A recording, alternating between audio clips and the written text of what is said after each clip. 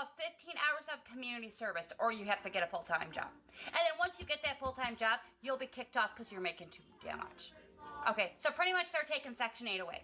Okay, they are putting us out on the streets. I don't know how I'm going to pay my rent. I can't go get a job. I have 6 kids. Where are we going to go? And I'm not doing community service. I'm not doing your freaking work program. So apparently there's been people taking advantage of the Section 8 program for the last 10, 20 years now. Some of those people even passing it down to their kids, and their kids passing it down to theirs. And now the government is starting to catch on to this. Soon they're going to start giving people a 2-year time limit to be able to stay on the Section 8 program, to be able to get their stuff together. So no more being on Section 8 for generations after generations. All right, new Section 8 low-income housing guidelines that are going to piss you off and leave all of us homeless.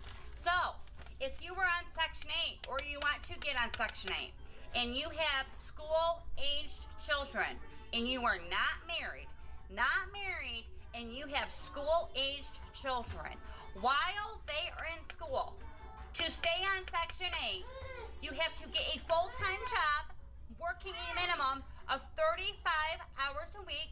Okay, that's your first option. There's only 2 options, by the way. That's your first option. Or the second option is you have to volunteer for a minimum of 15 hours a week, okay? Their choice. They tell you where you volunteer, and you have to volunteer 15 hours a week on top of their work program that you have to pay $40 a month for, okay? Out of pocket, that's another 25 hours a week. So 25 hours a week for their work program, okay? On top of 15 hours of community service, or you have to get a full-time job. And then once you get that full-time job, you'll be kicked off because you're making too damn much. Okay, so pretty much they're taking Section 8 away. Okay, they are putting us out on the streets. I don't know how I'm going to pay my rent. I can't go get a job. I have 6 kids. Where are we going to go? And I'm not doing community service. I'm not doing your freaking work program. And then we have to pay $40 for the work program. I am so pissed I can't even talk. This is freaking. So I'm confused. Is she mad that she has to get a job while her kids are at school? You see, that right there is one of the biggest problems with some of these people that are on Section 8. They got so used to getting the assistance that they don't want to do anything else. These are able-bodied adults that are fully capable of going out and working, who just choose not to. Her excuse was she has 6 kids, yet they're at school. So what is she doing all day? Listen, if you're an able-bodied adult, you should have no excuses on why you shouldn't be working right now. Taking advantage of the Section 8 program and the assistance is just taking it away from the people that actually need help. And if you're somebody who can work for yourself, you shouldn't be taking advantage of it like that. So see a tour of my Section 8 3-bedroom, 2-bath trailer. So here it is. We have lived here for a little over a year. The state pays $1,100. We pay $28. So here we go. $28 a month. Imagine that. This is the living room when you first walk in. Then we got the hallway right here. This is the smaller bathroom. As you can see, some things are falling apart, but it is a trailer. There is a bedroom right here. Walk back through here. This is the living room. Yes, that is an indoor trampoline in our kitchen because we can't have trampolines in our yard. It's not a single wide, but it's also not a double wide. Another bedroom right there. This is our washer and dryer. And that is a Section 8, 3-bedroom, 2-bath trailer.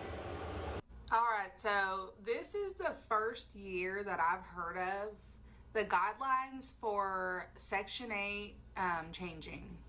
So now, if you are a parent with a child under 18 years of age, you either have to be working 40 hours minimum per week, or you have to be declared disabled and receiving some type of SSI or whatever. So a lot of people are going to lose their housing. A lot of people are going to be losing their housing, it sounds like. People who have relied on these programs for housing with 5+ kids, they're going to lose their housing because of this new whatever that's gone into effect. That's going to put a lot of people on the streets. And didn't something just go into effect that you can't be homeless too? What a domino effect. Problem is there's people out there who can work who choose not to work. When your kids are out and at school, what are you doing with your time? While they're at school, you should have no excuse on why you can't go to work. A lot of people on Section 8 with kids make it seem like they're with their kids 24/7. And most of the time, that's just not the case. There's going to be days where your kids are out at school and you can be out at work. But a lot of people rather not do that and just take advantage of the assistance. This current government shutdown that we're under is affecting a lot of different things. From TSA workers simply not showing up to work because they won't be paid, to federal workers waiting for their next check to come because they won't be paid either. And for those under Section 8 housing, you may not get your Section 8 housing paid next month if this shutdown continues. Most housing authorities across the country receive a check from the government to pay different households Section 8 housing. Housing authorities got their last check on September 30th, and they're relying on whatever sort of savings they have to pay for November's rent. Some of them have that extra money, but some of them don't. And for those housing authorities that don't have the extra money to pay November rent, the landlords who accept Section 8 housing will not get any check, and that impacts them too.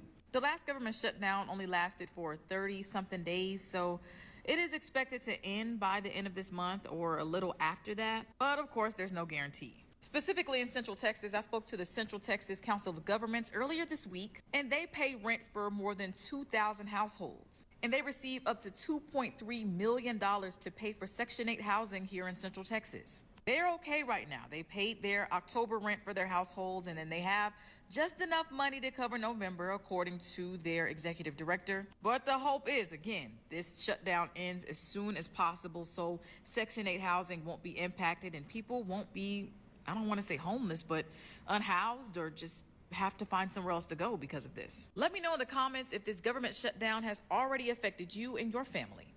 Okay, Section 8 new update.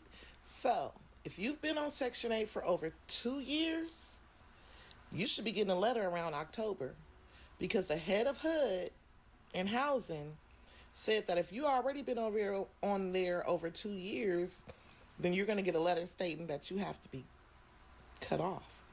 So they're not waiting and giving you January 26th to January 28th.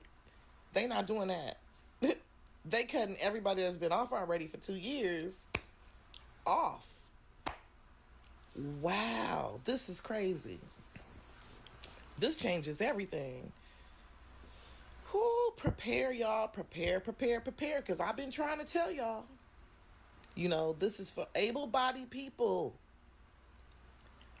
Disabled people, you still get to be on there, seniors and disabled people. But if you're able-bodied, you are getting cut off. If you've been over there already over 2 years, they cutting you off and they're going to send you a letter. You're going to get it around October, November. I think October, they said. It's a wrap. Wow. They're cutting people off after 2 years because a lot of people been on this program for the last 10, 20 years. People don't realize this, but there's a lot of people out there taking advantage of the Section 8 program, and some of those people are able-bodied adults who don't even need the assistance anymore. They just been using it for so long that they got so used to the assistance that they don't know anything else. Some of those people are even passing it down to their kids, and their kids passing it down to theirs. So at what point do you not need the assistance anymore? So yeah, they're giving people a 2-year time limit, but they're getting rid of a lot of people who's been on the program for the last 20, 30 years now. And hopefully this is going to make room for some people out there who actually need the assistance who haven't been able to get it. Now I'm going to just end the video right here, and I want to know what you guys think about this whole Section 8 situation. Do you think people deserve to be on a Section 8 program for more than 10, 20 years? Or do you think it's a good idea that they're giving people a 2-year time limit? Whatever your thoughts are, let me know down in the comment section. Now as for the video, if you enjoyed this one, make sure you leave a like on it, and if you haven't already, hit that subscribe button too so you can stay tuned for the next upload. Until then, I'll see you on the next one.